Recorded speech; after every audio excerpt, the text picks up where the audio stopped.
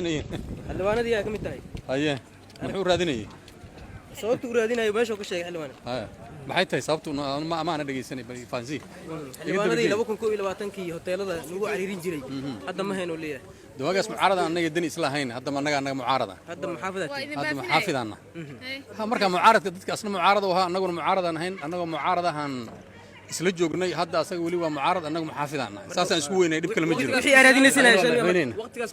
kursi raadisaan hayn kursigan hadda joognaa saabaan mucaaradno isugu tagna mana ha asna kursigu soo socda anaguna kursigan joognaa madaxweyne xasan sheekh ku qanacsantiin ha waa ku qanacsanaa boqolkiiba boqol marka wixii araadinaysan waa haysanaa hadda su'aal fiican ma warsataan laakiin waqtigiisa dhamaad waay ya madaxweyne waqtigiisa waa dhimana madaxweyne markii waqtigiisa dhamaadana dhimana doorasho la galaa waa dastuur aan lagu qanacsanayna idinku awadaan leeyahay waan igu leedaynaa soo baarlamaanka wax kama joogtaan hadda idinku xildhibaanadii mucaaradkii waa la wada ganaay Soomaa waa la ganax ya haddana waxa la leeyahay xildhibaanadii mucaaradka soo xildhibaanadii shiri lahaa oo baarlamaan xur la baxay ayaa la kala diray haye oo guddoonka taas weydiiya hawshaas waa hawsha